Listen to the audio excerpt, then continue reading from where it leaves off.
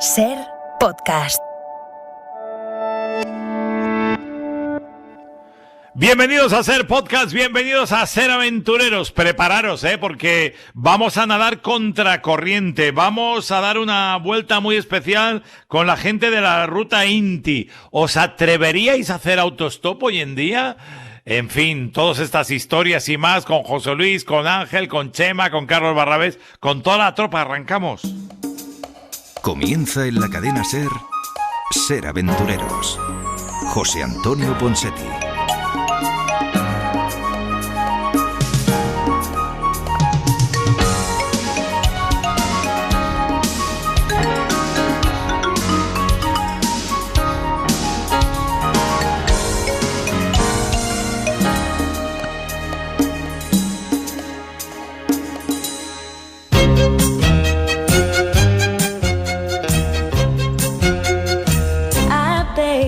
Pardon. I never promised you a rose garden along with the sunshine. There's gotta be a little rain sometimes. ¿Qué tal estáis? Buenos días, bienvenidos a Ser Aventureros, bienvenidos a un fin de semana más en pleno veranito. ¿Qué tal? ¿Cómo lleváis este mes de julio? Bien, ¿no? Tranquilidad, buen rollo, buenos alimentos. Bueno, lo que viene siendo un mes de julio, como Dios manda. Gracias por sintonizarnos a través de la cadena SER, en la península, en Baleares, en Canarias, en Ceuta y Melilla. Gracias también por hacerlo a través de la 1260 en la costa este de los Estados Unidos, y por escucharnos también en esa parte del planeta donde el calorcito también aprieta y de qué manera. Bueno, muchas cosas que compartir, muchas cosas que contaros, pero antes lo de siempre, lo obligado. Vamos a ir saludando al equipo médico habitual. Señor Ángel Colina, ¿qué tal está usted? Muy buenos días. Pues en plena forma, director, buenos días. ¿Y usted cómo está? Bien, bien, aquí pues con la junta la trócola, no te creas, tenía aquí algún cable que otro cruzado, sí, pero sí, ya vamos, bueno, vamos. Pero tú los cables los controlas bien, ¿no? Bueno, no te creas, a veces me controlan ellos a mí, pero bueno, ahí estamos. Tengo también por ahí a mi querido Carlos Barrabés. Hola Barrabés, buenos días. Buenos días, ¿cómo estáis? Muy bien, ¿qué tal tú? ¿Cómo vas? Pues razonablemente bien. O sea, que bueno, pues para adelante. Eso es razonablemente importante, lo sabes. Lo sé. A veces, cuando dices bien, yo pienso, ¿os acordáis de cuando en Asterix y Obelix, Legionario, y para quien no le ha leído que lo compre para sus hijos y sus hijas, había un egipcio que hablaba en pictogramas, ¿no? Y entonces yo siempre pienso... Es verdad, sí. Yo siempre pienso cómo sería bien en pictograma. ¿Sabes cómo sería? Sería un iceberg. Ah, así, un iceberg sería un bien, sí, en pictograma. Porque cuando dices estoy bien tiene mucha profundidad. Por debajo no estás tan bien. Oye, madre mía, ¿todo bien, Carlitos? ¿Todo bien? Claro, yo no sé si estoy preparado para tanto, Bueno, perdón, son las horas, perdón. Son las horas, no, pero me si parece bien, el pictograma es bueno. Ponseti, si analizas bien lo que dice Carlos, tiene mucho sentido, Hombre, siempre, gracias. Sí. Claro, lo de Carlos siempre tiene sentido. El problema somos nosotros, que somos unos sin sentido. Pero al final me van a echar, ya te lo digo. Que no, que hazme caso que no, a ti no, a nosotros. ¿Qué va?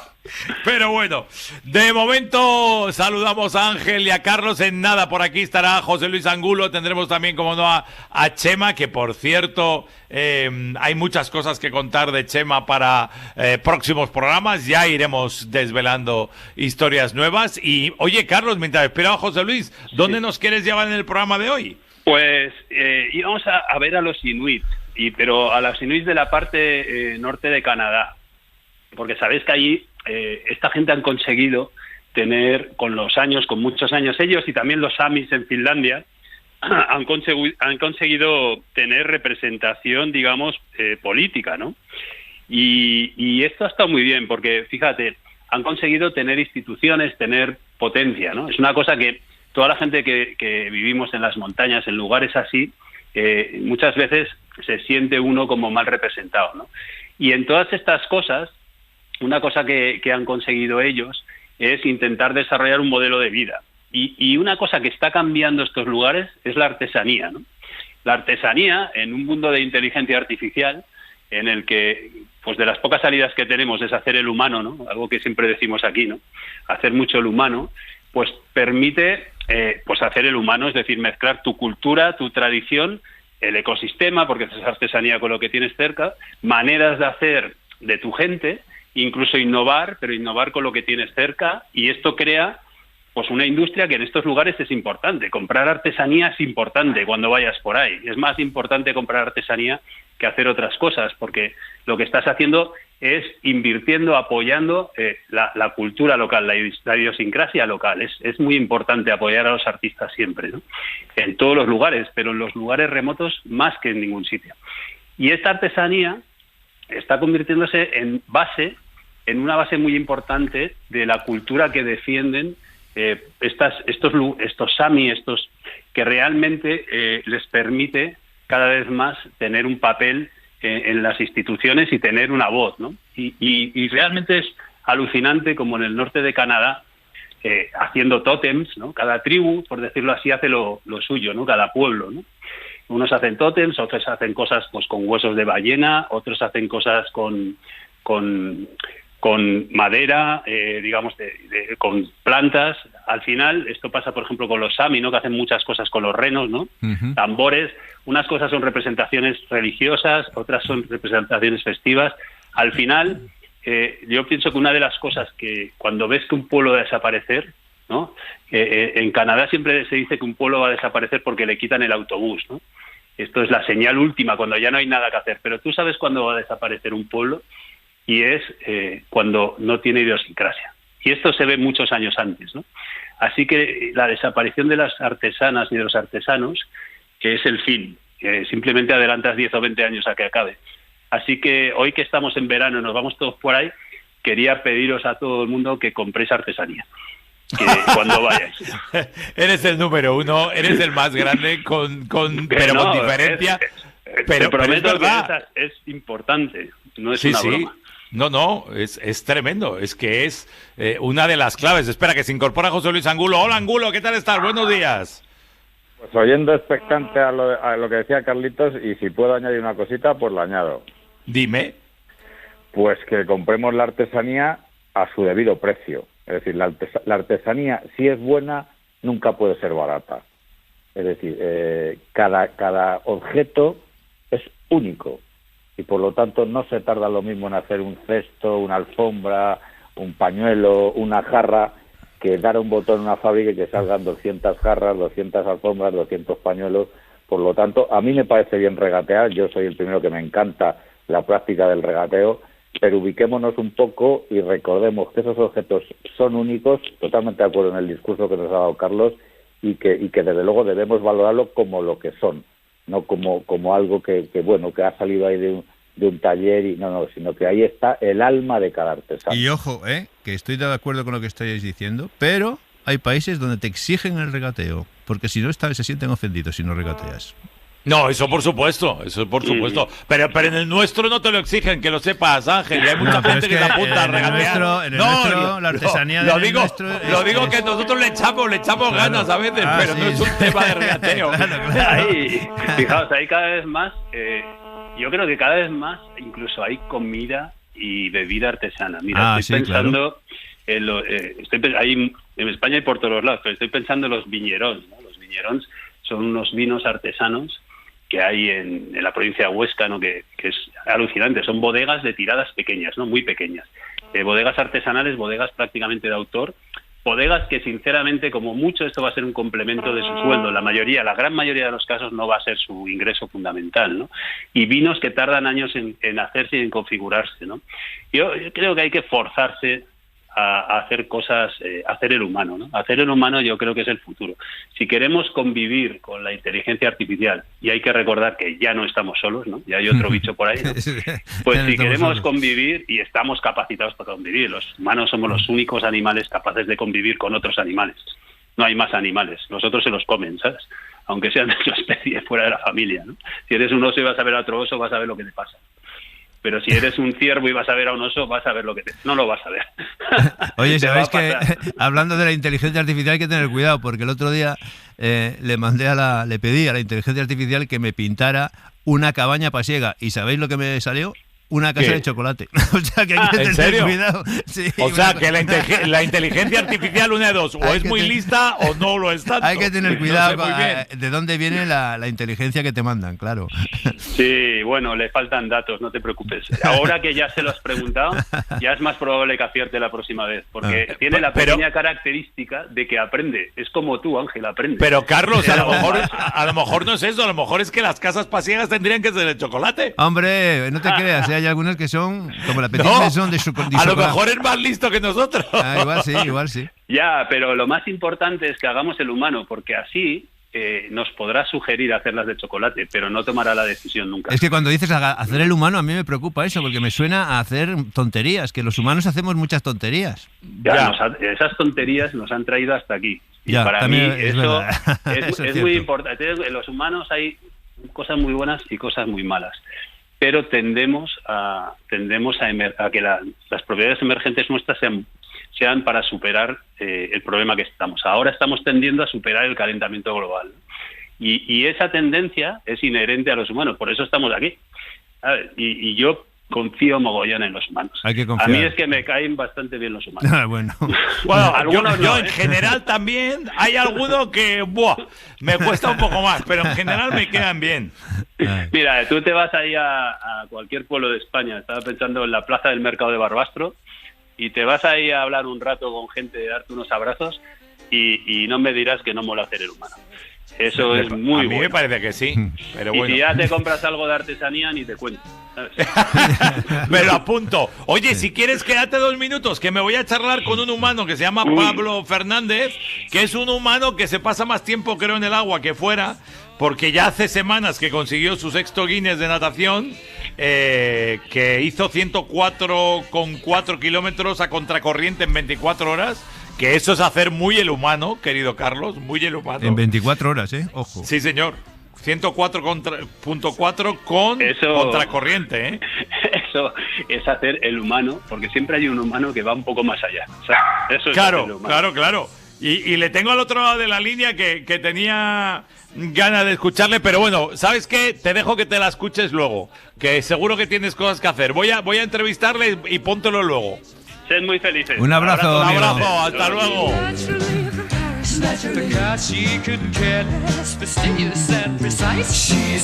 Bueno, pues este es Pablo Fernández, que como os decía, un tipo que es capaz de nadar en 24 horas contracorriente, más de 100 kilómetros, y que ha querido vincular esta consecución de ese récord con el lanzamiento de Ciclo College. Y me vais a decir, ¿y eso qué es? Os lo va a contar él, que para eso lo hemos invitado. Hola Pablo, ¿qué tal estás? Buenos días. Hola, ¿qué tal? Buenos días. Hola, Pablo. Oye, lo primero, todo eso en una piscina a contracorriente. Sí, efectivamente, para que nos entienda lo que nos escuchan, es una piscina de 5 metros de largo por 3 de ancho, con una turbina en una de las esquinas. Entonces tienes que nadar contra la turbina. En este caso la turbina pues iba a 4,7 kilómetros por hora, o lo que es lo mismo, 1 minuto 18 segundos los 100 metros, y esa es la velocidad que había que mantener durante 24 horas para batir este récord que tenía un holandés que era el medallista olímpico de los 10.000 de Beijing, y que bueno, en el último minuto pues conseguimos batirlo. Oye, aparte de ser un planazo en verano, porque estás fresquito durante Sí. 24 horas, verdad. me parece una locura total, porque eso se para, ¿no? Puedes ir al baño, ¿cómo comes o cómo te tomas líquidos? ¿Cómo, aparte de tragar agua, claro. ¿Cómo haces todo eso, Pablo? O sea, tú te puedes parar cuando quieras, pero si te paras no avanzas, con lo cual aquí yo paraba más o menos unos 30 segundos cada hora para beber, tomar un poquito de comida, normalmente pues aguacate, chocolate puro, todo lo que es, digamos, grasa saludable de rápida absorción, mucho líquido y a seguir nadando porque era una lucha contra el crono. Claro, tu parada lo que significaba era más tiempo al final de. Claro, y en no, tu y no crono, poder, claro. y no poder Oye, y completar el récord, entiendo, Ángel, claro. Sí, le quería preguntar a Pablo, pero Pablo, ¿es más duro nadar así? Porque claro, estás ahí en el sitio, no te mueves, estás nadando a contracorriente y estás en un sitio en el que estás inmovilizado.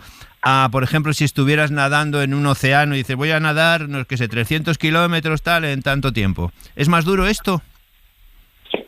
A ver, es diferente. Aquí tienes la presión del reloj, que normalmente no tienes en el océano, porque en el océano hay muchas variables, hay corrientes, hay olas que hacen más difícil comparar la velocidad. pero aquí eres tú contra el crono, entonces es físicamente más exigente. En el mar tienes otros componentes, como pueden ser medusas, tiburones, otro tipo de contravientos. Bichos varios, para que nos entendamos. Sí, pero no, para mí fue uno de los más duros que he hecho porque tenía que nadar muy, muy, muy, muy rápido y con muy poco descanso, que no estoy acostumbrado.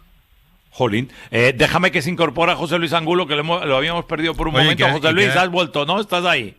Sí, hoy estoy como la laguna de Daimiel, aparezco y desaparezco, pero llevo un ratito escuchando a nuestro invitado y la verdad es que muy, muy, muy bueno, sorprendido, vaya. Lo que digo que lo de Pablo, que es que has superado al medallista olímpico, a Maarten van der Weijden, estoy leyendo, que me parece una pasada. Sobre todo la pronunciación, a mí me ha parecido una pasada. Bueno, es que dime, Pablo. Maarten van der Weijden. Has batido. Este era al holandés que tenías que batir, claro. Pues si le ves físicamente más todavía, porque mide 2 metros y fue uno de los grandes nadadores de aguas abiertas.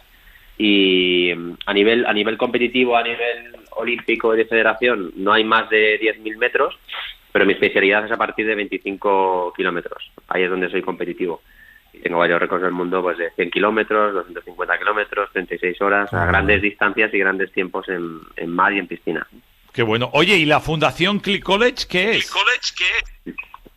Bueno, pues se nos ocurrió, o sea, de hecho el récord se batió en Madrid, en concreto en el Colegio Santa María de los Apóstoles, que es un colegio que está a 500 metros de mi casa. Mi familia es de Carabanchel, de aquí de Madrid, y quisimos vincular a un reto solidario y hemos lanzado una fundación que se llama Fundación Click College, un poco en honor a las empresas que fundé anteriormente de ClickArts, Clickalia, ClickDrive, que todas llevan este click, y en este caso se trata de una fundación que da becas académicas y ayudas de estudio a niños de barrios más desfavorecidos de Madrid, pues en concreto 700 niños que están en este colegio en Carabanchel y que estuvieron las 24 horas animándome junto a profesores, padres, lo cual, bueno, pues eso fue un incentivo también para nadar más rápido y que pudieran ver que, oye, que se puede batir un récord mundial en un colegio, ¿no? Y que si te propones algo, pues lo puedes conseguir, ¿no?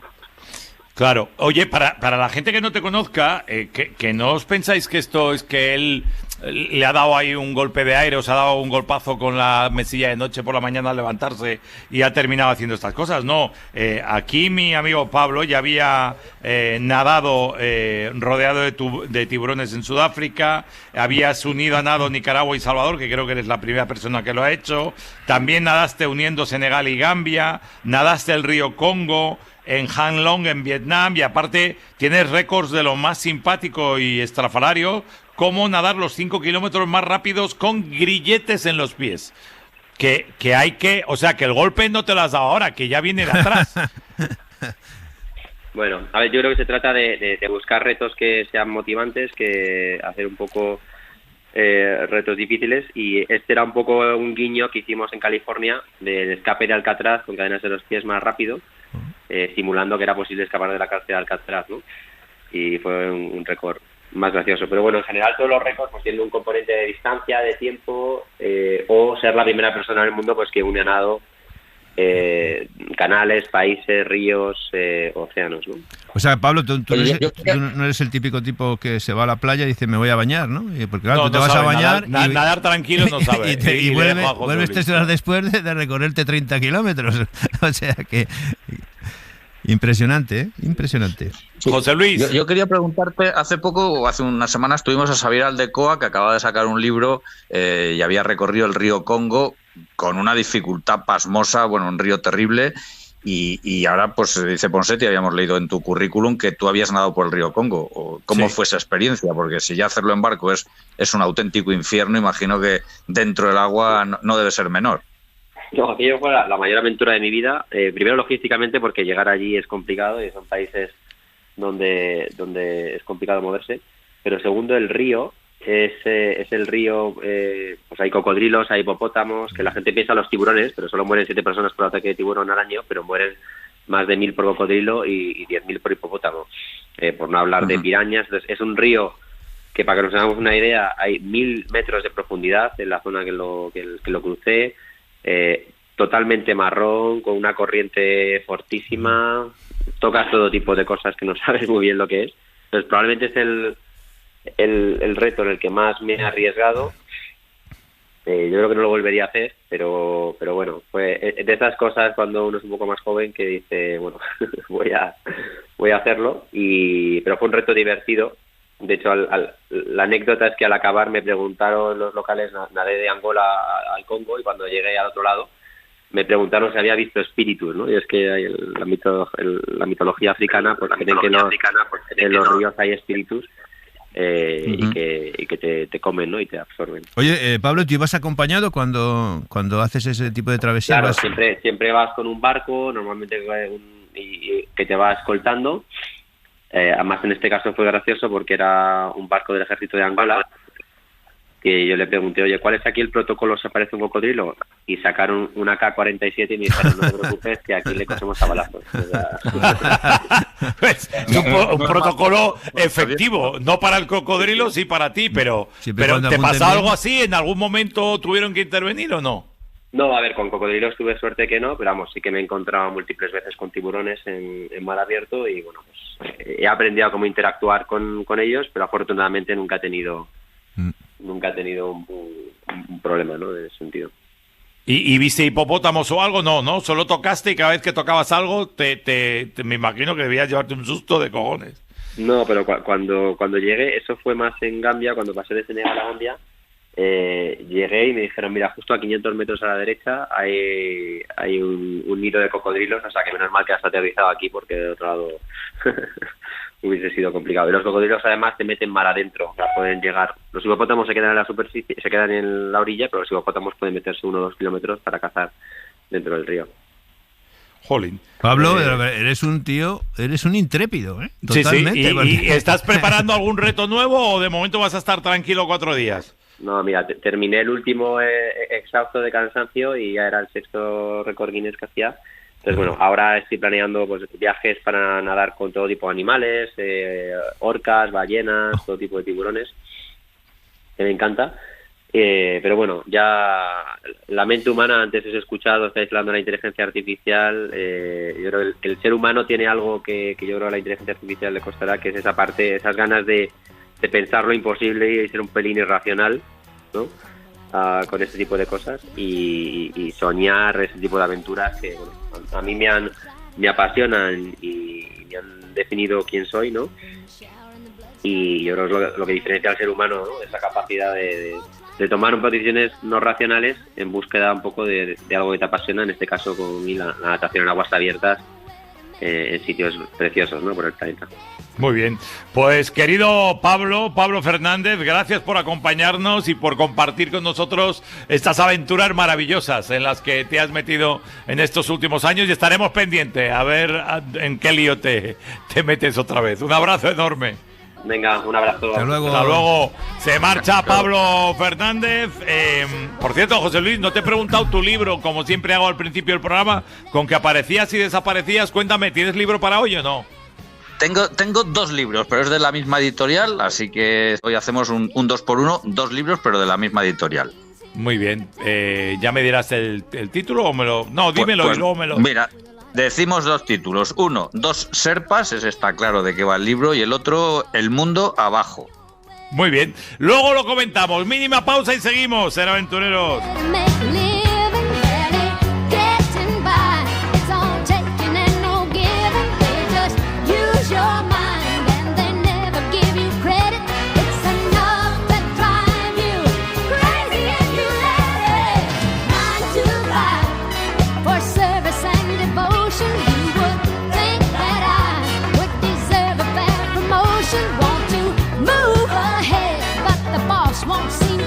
Sucedió una noche con Antonio Martínez. John Carpenter sitúa el inicio de su vocación cinematográfica en una de las primeras películas que recuerda haber visto en el cine. Fui con mi madre a ver Vinieron del espacio en 3D, la película de extraterrestres. El cine de terror y fantasía fue su pasión desde entonces, pero también lo es el western. De hecho, muchas de sus películas, como Vampiros, Asalto a la comisaría del Distrito 13 o 1997 Rescate en Nueva York, tienen alma de western. No obstante, a John Carpenter se le conoce sobre todo por sus películas de terror. El cine clásico y sus historias en Sucedió una noche, con Antonio Martínez. Siempre que quieras, en Ser Podcast. Vayas donde vayas, Cadena Ser. Oiga, tal vez ese libro no es bueno. Tiene que ser bueno, es el manual del maquinista. Pero, ¿y si el maquinista no se llama Manuel? Tiene que cambiarse el nombre, hay que dar la razón al libro. Ser Aventureros en Twitter, @SerAventureros. Wake up, Maggie, I think I got something to say to you. It's late September and I really should be back at school. I know I keep you amused, but I feel I'm being used. Bueno, pues seguimos en esta mañana de Ser Aventureros. Nosotros también nos lo hemos contado, pero estamos todos repartidos por todos lados. El único que está hoy en Madrid es Ángel Colina. José Luis está por su lado, yo estoy por el mío. Pero que no va a ser por mucho tiempo, director, tampoco, ¿eh? Cuidado, no. Ya sé que no va a ser por mucho tiempo, pero ahí estás. Y bien acompañado, además, estoy, ¿eh? Exacto, y ahí va a entrar en charla contigo, si quiere José Luis también que diga lo que quiera, pero claro, porque tú y yo también en parte en nuestro ADN llevamos un poquito de Ruta Quetzal, ¿no? Un poquito bastante, sí. Bastante, claro, sí. Y eso significa que cuando vemos proyectos que han nacido un poco como consecuencia de esa ruta de Don Miguel, y que como consecuencia, y el culpable realmente ha sido Don Miguel. Claro, entonces eso es precioso porque vemos que llevan, si no me equivoco, vamos a estar este año en la Ruta Inti en la 9ª edición. Fernando Enríquez, que está contigo en el estudio. Hola, Fernando, ¿qué tal estás? Buenos días. Hola, buenos días. Muchas gracias por invitarnos. Gran historiador. Y tenemos a otro amigo que también que está aquí, que acompañó a Fernando, que es otro viejo monitor rutero, que es Manuel. Y que ese es un gran cineasta también. O sea, que aquí hay de todo. Tenemos de todo. Pues eso está fenomenal. Oye, Fernando, para situar a la gente, antes que nada, que aunque llevéis 9 ediciones, seguro que hay gente que se preguntará qué es la Ruta Inti, cómo nace y por qué tiene que ver con la Quetzal. Pues empiezo por el final. Tiene que ver con la Quetzal porque empezó como una iniciativa de antiguos ruteros de aquel programa, que Miguel de la Cuadra no deja de ser nuestro maestro y mentor, y de hecho el propio nombre de la expedición responde a ello. Ruta porque es el modelo que inventó Miguel, y es justo reconocérselo, y Inti porque en quechua significa sol, y en el momento que creamos el proyecto estábamos en la Isla del Sol, en el lago Titicaca, allá entre Perú y Bolivia, y pensábamos en un nombre de un elemento que aunara a todas las culturas. Entonces, pues se nos vino rápidamente ese gran elemento mitológico y le dimos el nombre en quechua por el lugar en el que nos encontrábamos. Y desde entonces, ya en 2014, pues hemos seguido un poco el camino que nos marcó Miguel, que es crear una expedición que no es un viaje al uso, porque siempre hay un objetivo, se va contando una historia a lo largo del camino, y cada año hemos contado historias distintas, muy vinculadas también con problemáticas actuales, para tratar de, llevar la cultura a los jóvenes, compartir ese espíritu de aventura y ese emprendimiento por hacer del mundo un lugar mejor. Porque hay que decir, Ponseti, que vosotros hablasteis con Miguel justamente cuando al poco de terminar vuestra ruta, no sé si habéis acabado ya la ruta o ya un año pasaron después. varios años. Varios años. Yo fui a la Quetzal. ¿Tú en qué año fuiste? Yo fui en 2008. Eso, que ya ha llovido. Y empezasteis la Ruta Inti en el 2014. Pero vosotros hablasteis con Miguel y le comentasteis, y eso a Miguel le gustó mucho. Sí. O sea, decir que no se lanzaron ahí a lo loco y dice, vamos a hacer una ruta paralela, no, sino hablaron con él y tú sabes que Miguel Ponseti pues siempre estaba encantado de era que los jóvenes, el primer animador de que pasaran cosas. Efectivamente. Y ahí es donde vosotros partís, y tuvo mucho mérito en su momento, porque para unos chavalitos que salen de la ruta sin ningún medio, sin patrocinador, conseguir lo que habéis conseguido, en mi opinión, tiene mucho mérito. No sé lo que opina Ponseti, pero yo creo que también está conmigo. No, sin ninguna duda. Y cuéntame un poco, ¿cómo es esta Ruta Inti este año y lo que habéis ido haciendo otros años? ¿Y quién puede participar o quién participa en esta ruta? ¿Cómo es toda esa parte también importante de la organización? Claro que sí. Pues mira, este año vamos a Yucatán, que estaremos 28 días. Salimos dentro de muy poquito, el 23 de julio hasta el 19 de agosto, que estaremos por allá. Y la historia que vamos a contar este año va a seguir un poco lo que es la ruta del agua, por así decirlo. Desde las selvas nubosas en la Bioreserva Cultural del Puc, pasando por el Anillo de Cenotes, que no deja de ser el recuerdo, las cicatrices de aquel famoso meteorito de Chicxulub que se dice que acabó con los dinosaurios, hasta llegar al Golfo de México. Un camino en el que no solo lo medioambiental va a tener peso, sino también la historia. Y hablaremos de los mayas, de su legado y de cómo ha dejado impregnado parte de su cultura y su idiosincrasia, que hablabais previamente, con lo humano, en la sociedad yucateca de hoy en día y a qué retos se enfrentan para el futuro. Entonces, como digo, al final es un viaje en el que no se trata solo de conocer y aprender, sino también de entrar en las dinámicas actuales e intentar plantear cosas para mejorar, para hacer del mundo un sitio mejor. Y para participar, básicamente, hay que seguir un poco el modelo de la antigua Quetzal, que es hacer un trabajo de investigación que planteamos cada año y una entrevista personal, y una vez la gente es seleccionada, tiene que pagar una cuota de participación, que son de 1.195 euros, que para todo lo que se hace en esos 28 días, siempre decimos no es mucho, pero por desgracia hay que tenerlo.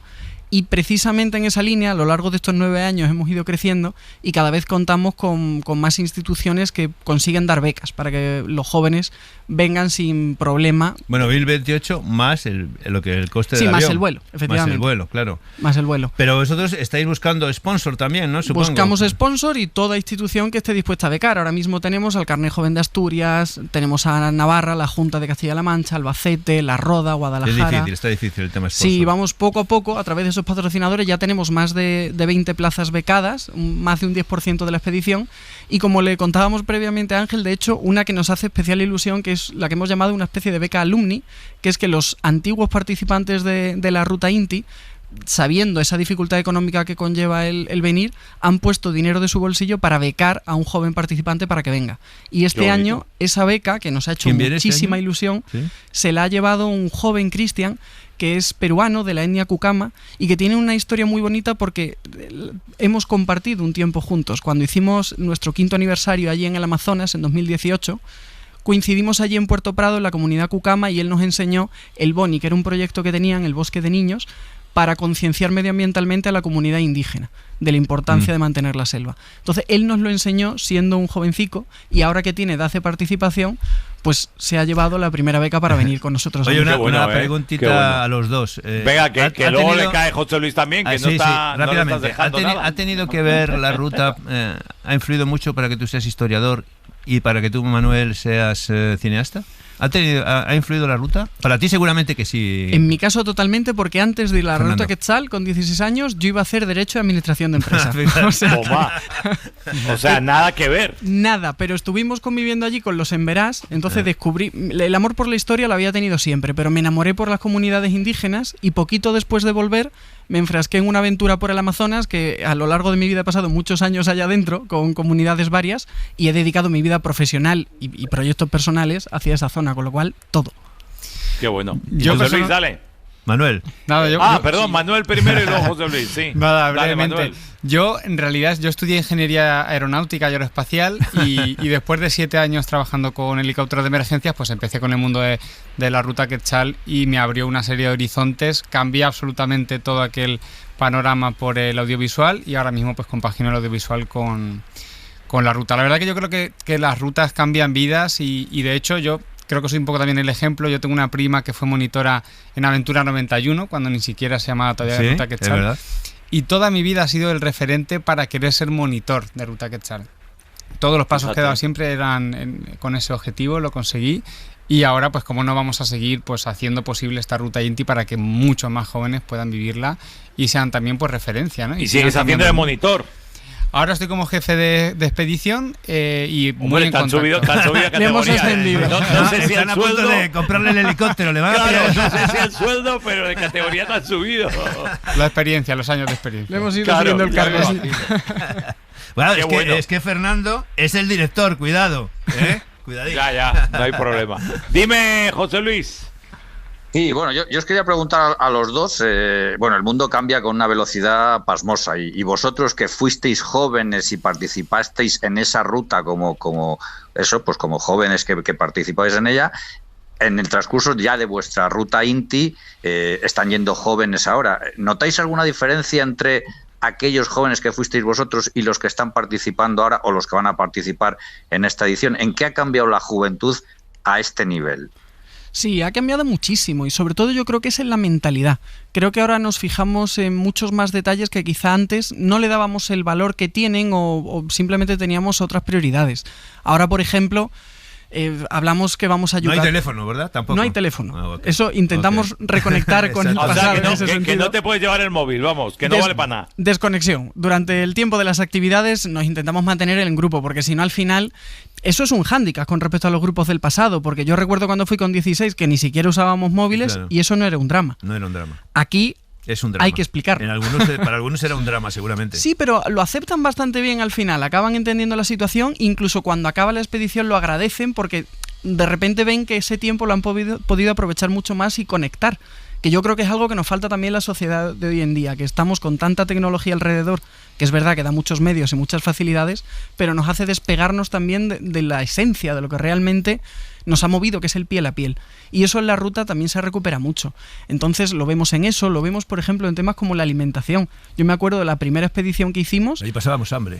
Bueno, pero más allá de las cantidades, es que en la primera ruta Inti que nosotros hicimos había 2 personas vegetarianas. Ahora, ¡Epa! Mínimo, entre vegetarianos y otro tipo de preferencias alimenticias, mínimo 30 o 40 personas Eso hay. complica también el tema. Claro, de la ¿y eso cómo lo alimentación. resuelves? Sí, claro. Pues con un equipo de cocina maravilloso que hace un trabajazo inmenso para poder tener todas esas alternativas para el grupo. Obviamente depende de la expedición. Cuando vamos al Amazonas se come lo que se puede. Claro. Que de hecho, esto como anécdota, pero fue muy curioso porque cuando lo hicimos allá, un día la actividad era pescar nuestra propia cena. Estábamos en medio del Amazonas, una semana con canoa por el río, el Marañón, en el interior. El Marañón, además. Y dio la casualidad que las únicas personas que consiguieron pescar fueron los vegetarianos. Que no comieron, ¿no? Que no comieron. Fue un ataque de Bueno, karma. pero eres vegetariano hasta cierto punto, porque si ves que no aparece nada, hay un momento que no. La necesidad. No, yo en casa tengo vegetarianos y hasta cierto punto nada, ni en broma, vamos. Claro. No prueba. Y espérate, porque hay distintos niveles. Los hay que sí que aceptan queso, que sí que aceptan huevos, Claro. Efectivamente. algunos que aceptan pescado, Sí, sí. pero Sí. si son radicales, bueno, yo hay cenas familiares que son un rompecabezas para poder resolver esas situaciones, pero bueno, así está. Yo hay una cosa, si me permitís, ahora que hemos hablado un poquito Claro. de los móviles, que creo que es algo que habla mucho de la ruta, ¿no? Y lo que supone la reconexión con ese mundo, digamos, de naturaleza y de colectivo que se ha perdido. Y es que los ruteros pueden utilizar el móvil desde la última actividad de la expedición, es decir, pongamos 10 de la noche, por ejemplo, hasta la diana. Todos los días nos despertamos con música en directo. Y entonces las primeras noches, ¿qué pasa? Pues que al final están deseando pues poder subir una fotito a Instagram, hablar con su familia, Claro, con sus amigos. claro. ¿Qué pasa la segunda, la tercera noche? Que dicen, yo lo que quiero es aprovechar cada minuto. Ah. Una, para dormir, obviamente. Que se nota que sabes de qué va la aventura. Sí, hombre, claro.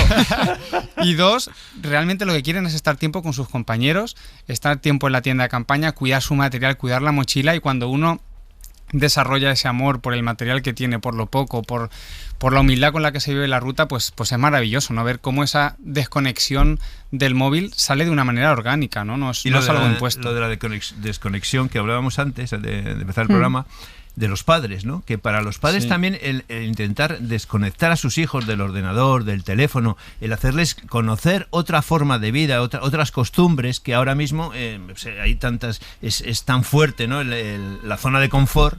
Que digamos que sacarlos de la... Eso también a los padres les interesará mucho ese tema, ¿no? Supongo, Sí, ¿no? de hecho nos lo comentan, precisamente. Sí. Bueno, yo creo que es de las primeras dudas que recibimos todos los años. Es ¿y cómo conectamos con nuestros hijos? Y están bien. Si hay algún problema ya hablaremos, pero lo que se busca también es esa burbuja, precisamente.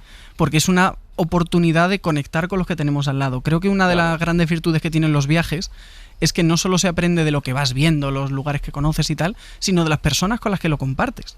Aprender a mirar a través de sus ojos. Y el hecho de que nos juntemos personas de distintas nacionalidades, culturas, ideologías, eso enriquece muchísimo. Entonces lo que dice Manuel, cuando acaba la actividad y ves, para mí personalmente es el momento más bonito, ves que se sientan, uno tocando la guitarra, hablando entre ellos, contando sus vidas. Se nota quién era tu maestro, ¿eh? Es que Por ha dónde marcado viene la cosa. mucho, Miguel. Oye, voy con la última que lo tenemos que ir dejando. Almudena Ariza, compañera de profesión, tremenda periodista, es un poco como la madrina de esta historia. ¿Cómo es esto? Sí, cada año intentamos contactar con grandes personalidades que hagan como embajadores, porque consideramos que compartimos la filosofía, la ideología, ese tipo de valores. Entonces ya hemos tenido otros como han podido ser Alex Chicón, que lo conoceréis. Sí, claro. Hombre, gran amigo. La cantante Rosalén. También hemos tenido a la Ronda de Voltaña, de la zona de Zaragoza, que nos acompañaron unos días en la ruta.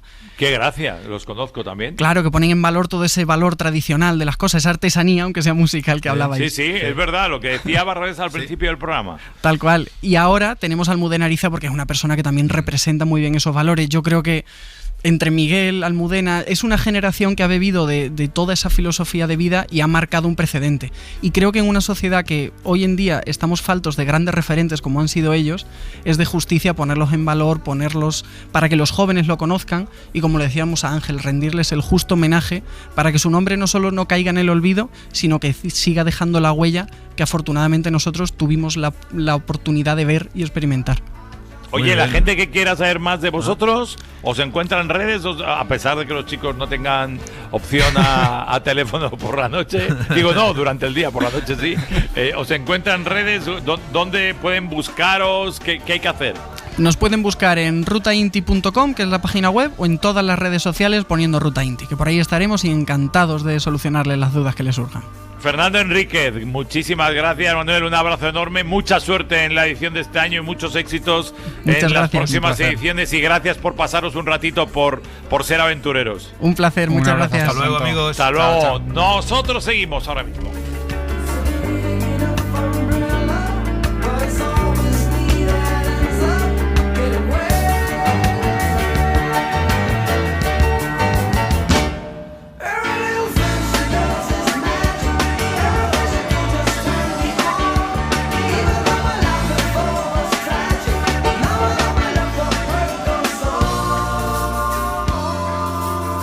Ser Historia con Nacho Ares.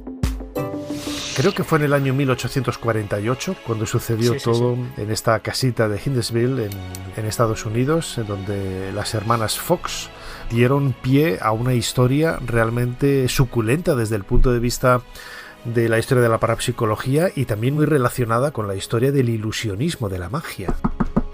Eso se llaman raps. Raps, sí, dentro del término parapsicológico serían esos sonidos sordos, esos golpes extraños y secos que se oye y que aparentemente no han sido provocados por nadie de los que está allí presente. Las curiosidades, misterios y enigmas de la historia en Ser Historia con Nacho Ares. Siempre que quieras, en Ser Podcast. Vayas donde vayas, Cadena Ser. ¿Tienes bizcochos borrachos? Sí, señor. Pues ponle a cada uno unas gotas de amoníaco.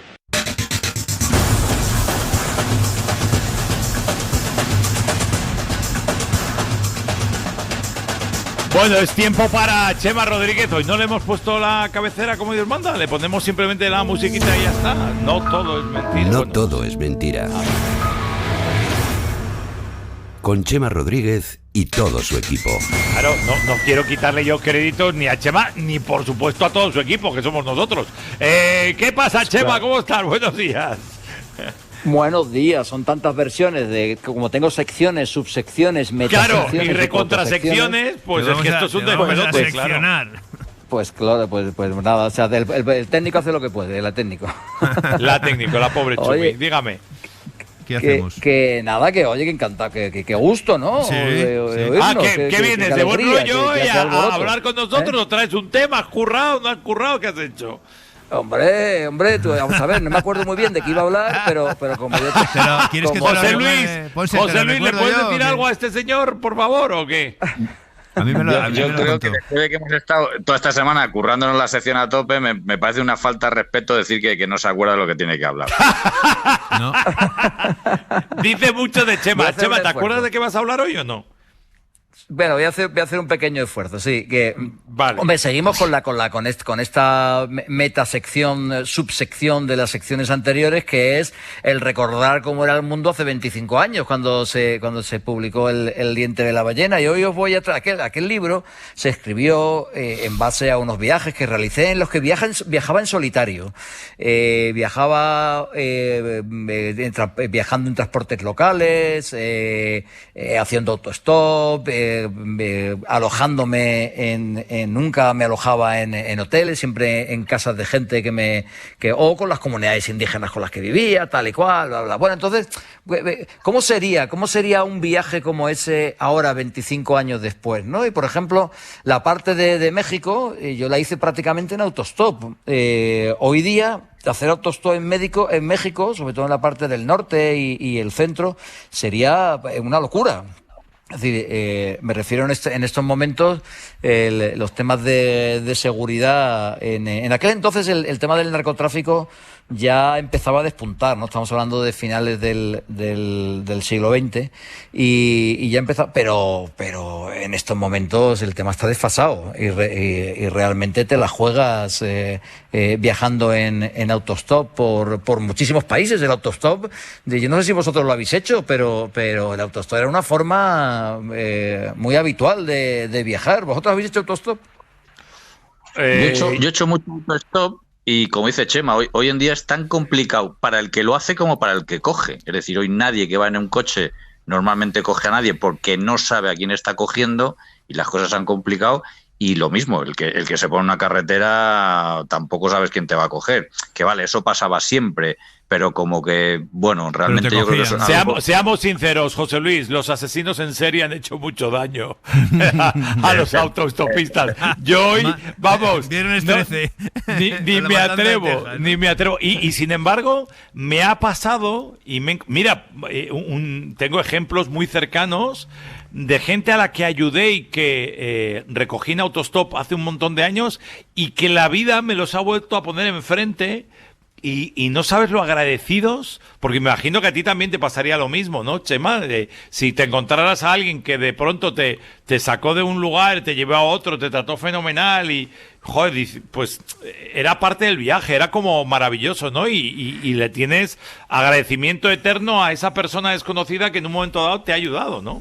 Hombre, es que eso es lo que pasa, que además el autostop suele hacerse en tramos pequeños. Es raro encontrarte a alguien que te hace 300 o 400 kilómetros, de repente te pilla a alguien que te hace 40, 50, 60 kilómetros, 20, y normalmente aprovechas esos tramos de autostop para conseguir además otros servicios, porque a mí me ha pasado de que la persona que te pilla en autostop luego te da alojamiento eso es abusar es abusar un poco ya, ¿eh? Sí. Va buscando a José Luis. José Luis tiene una historia muy divertida de allí en Chile, en el sitio donde tiene su casita, donde se ha construido la casa, porque él vive en un sitio donde para ir de la casa a la carretera tiene que hacer, me parece que son 20 o 25 minutos a pie, pero luego, como no tiene coche, para trasladarse al sitio civilizado más cercano tiene que ir en autostop. Y si tenemos tiempo, cuenta la historia, que solo esa historia es muy divertida. De cómo no, ya contamos los libros la semana que viene. Cuéntame esta historia, va. Bueno, sí, yo regularmente, me he rejuvenecido estando allí en Chile, porque sí, efectivamente, como dice Chema, pues para bajar al pueblo más cercano, que está a unos 8 o 10 kilómetros, pues para comprar cosas y tal y cual, pues sí, hay servicio de autobuses, pero bueno, son autobuses que no pasan con tanta frecuencia, que a lo mejor pasan cada 2 o 3 horas, y bueno, pues sí, yo salgo a la carretera, como dice Chema, de donde tengo la casa, pues a la carretera pues tardo unos 20 minutos más o menos caminando, y ahí es hacer autostop. Entonces, bueno, pues vas conociendo gente, pues la verdad es que luego te repite gente, es decir, bueno, pues cosas tan curiosas, no sé si esta es la que se refiere Chema, pero bueno, pues uno de los días bajaba de un determinado lugar hacia nuestra casa y paró pues un coche, una de estas de trabajo de carretera, que bueno, no es normal que cuando alguien está trabajando, además con el mono y tal y cual, pues te pararan. Nos paró, yo me subí, empezamos, me dijo, ¿tú de dónde eres? Español, ¿verdad? Por el acento. Pues sí, pues no. Él tenía amigos que vivían en Barcelona y empezamos a hablar y bueno, el tipo era absolutamente un experto en literatura sudamericana, sobre todo autores chilenos. Entonces, bueno, empezamos a hablar.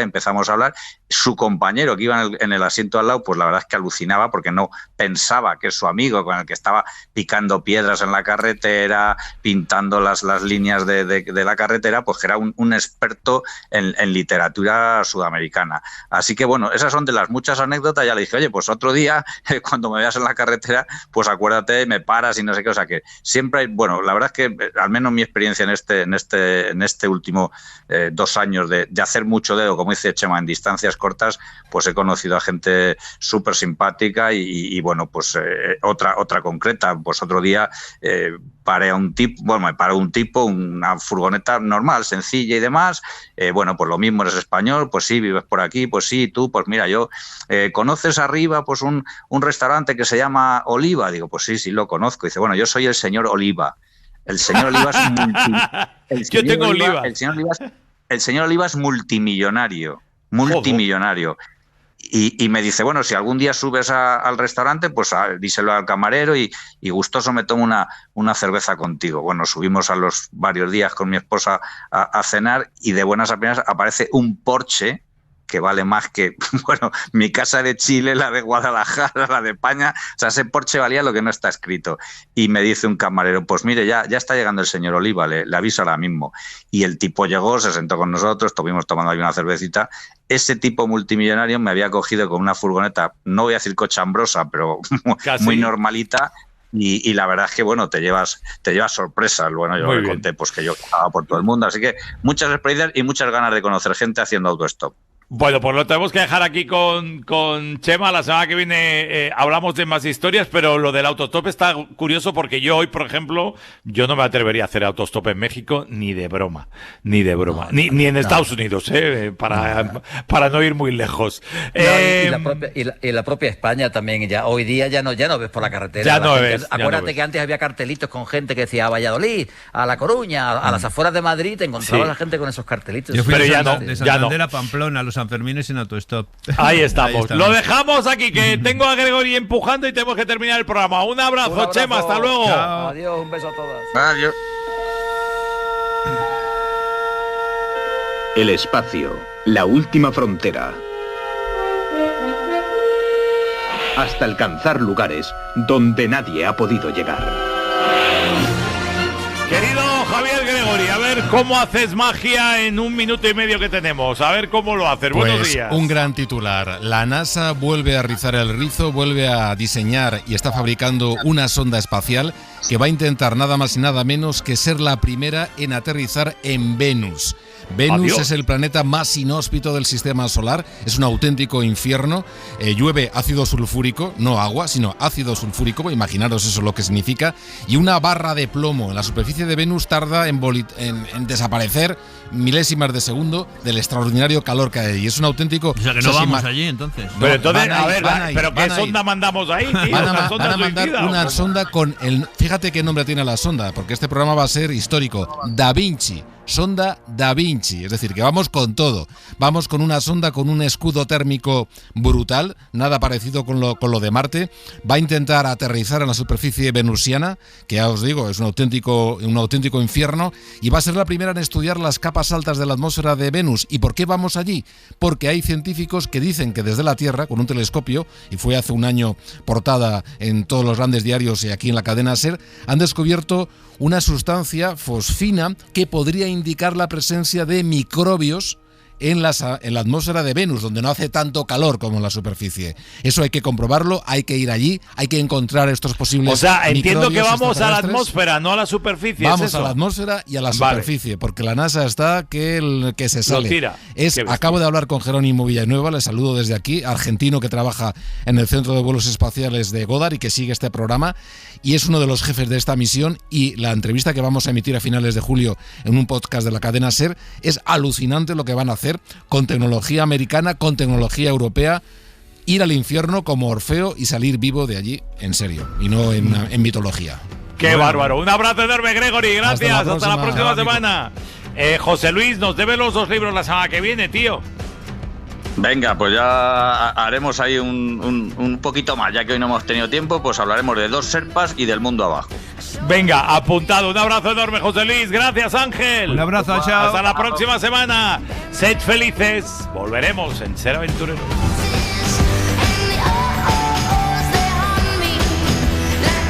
Suscríbete a Ser Aventureros.